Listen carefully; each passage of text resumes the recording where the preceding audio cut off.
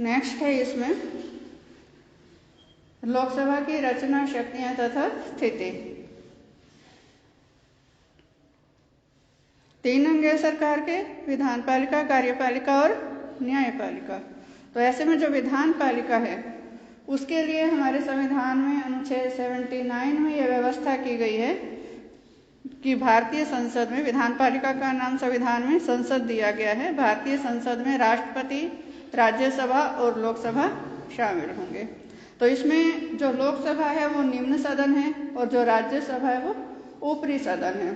तो लोकसभा की रचना कैसे होती है, इसके सदस्य कहाँ से लिए जाते हैं, क्या उनकी योग्यता होती है, क्या उनकी अवधि होती है, किस तरीके से वो कार्य करते हैं, और फिर उन जो लोकसभा है उसकी शक्तियां और स्थिति में हम इसकी तुलना करेंगे। लोकसभा की जो स्थिति है उसमें इसकी तुलना राज्यसभा से होगी, क्योंकि संसद के ये 2 सदन है ना, लोकसभा और राज्यसभा। तो दोनों सदनों में से किस सदन को ज्यादा शक्तियां दी गई हैं, किस सदन को कम शक्तियां दी गई हैं, वो स्थिति में आ जाएगा। तो फर्स्ट इसमें आ जाएगा लोकसभा की रचना।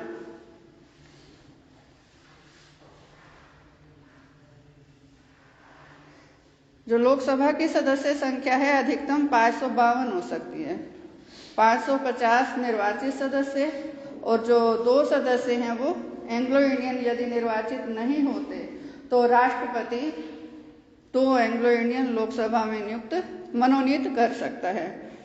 वर्तमान में जो लोकसभा की निर्वाचित सदस्यों की संख्या है वो है 543, और हर राज्य के लिए अलग अलग सीट्स निर्धारित की गई हैं लोकसभा के लिए, कि हर राज्य से लोकसभा के कितने सदस्य लिए जाएंगे। जब चुनाव होते हैं लोकसभा के तो पूरे देश को 543 निर्वाचन क्षेत्रों में बांटा जाता है।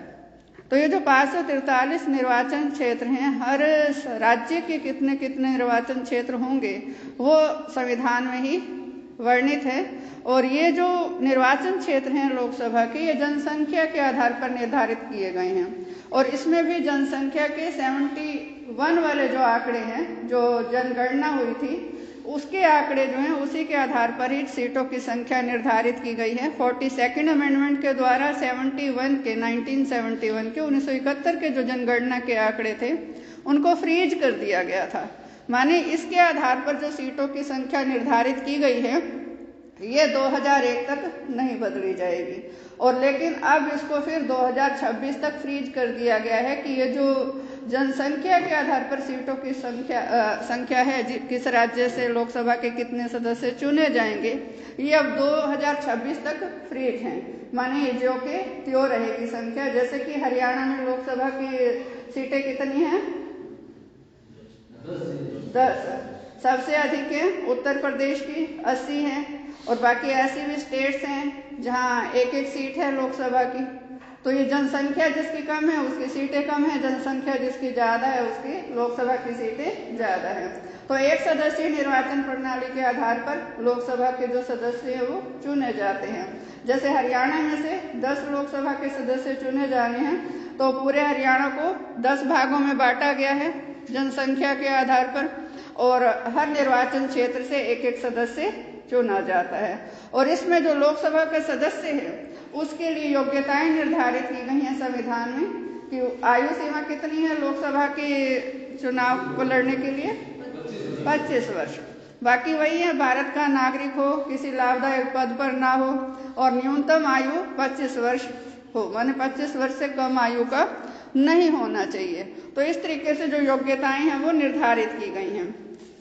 साथ ही साथ इसमें जो दोहरी सदस्यता है उस पर प्रतिबंध है, कि मान लो कोई ऐसा व्यक्ति है जो विधानसभा का सदस्य है, राज्य विधानसभा का, या फिर केंद्रीय सरकार में राज्यसभा का सदस्य है, तो वो लोकसभा का चुनाव तो लड़ सकता है, लेकिन यदि वो चुनाव जीत जाता है तो उसको पहले वाली जो सदस्यता है उससे त्याग पत्र देना पड़ेगा। इसी तरह से कोई भी व्यक्ति 2 सीटों से भी चुनाव लड़ सकता है। तो 2 सीटों से चुनाव लड़ा, दोनों से जीत गया, तो जीतने के बाद एक जो सीट है लोकसभा की उसको छोड़नी पड़ेगी। तो इसके बाद इसमें आ जाएगा अवधि, कि जो लोकसभा के सदस्य हैं कितने समय के लिए चुने जाते हैं। जो अधिकतम कार्यकाल है इसका 5 वर्ष है, लेकिन यदि लोकसभा की अवधि समाप्त होने से पूर्व राष्ट्रपति इसको भंग कर देता है तो मध्यावधि चुनाव भी हो सकते हैं। अधिकतम अवधि जो है वो 5 वर्ष निश्चित की गई है कि यदि जो सत्तारूढ़ दल है वो सत्ता में रहता है, बहुमत प्राप्त राजनीतिक दल है, सत्ता में रहता है, वो अपना कार्यकाल पूरा कर लेता है। लेकिन दूसरी स्थिति क्या है कि कई बार जो सरकार है वो अल्पमत में आ जाती है और दूसरा कोई भी राजनीतिक दल सरकार बनाने की स्थिति में नहीं है, तो ऐसे में मध्यावधि चुनाव होते हैं।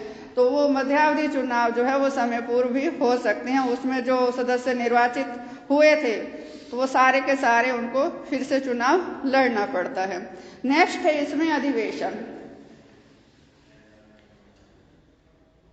अधिवेशन कौन बुलाता है? राष्ट्रपति।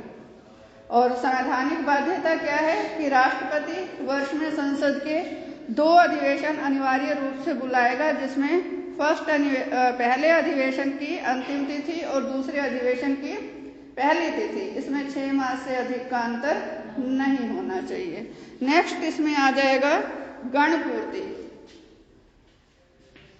गणपूर्ति भी लिख सकते हो इसको आप, और कोरम भी लिख सकते हो, इंग्लिश में इसको कोरम बोलते हैं।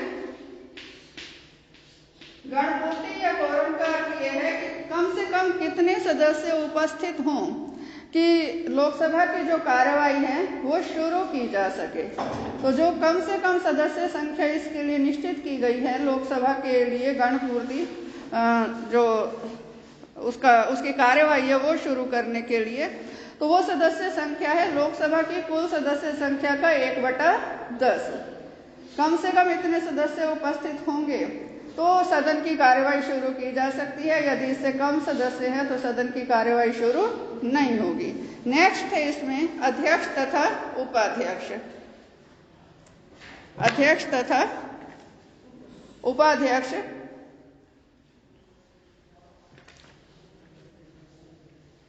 जब भी नई लोकसभा का गठन होता है तो लोकसभा अपने सदस्यों में से एक अध्यक्ष और एक उपाध्यक्ष का चुनाव करती है। अब सीधी सी बात है, सारा संख्या का खेल है। तो जो सत्तारूढ़ राजनीतिक दल होगा, जो बहुमत प्राप्त राजनीतिक दल होगा, अध्यक्ष उसी का ही होता है। और उपाध्यक्ष परंपरा है, विपक्ष को दे दिया जाता है ये पद। और वर्तमान में जो लोकसभा के अध्यक्ष हैं वो कौन है?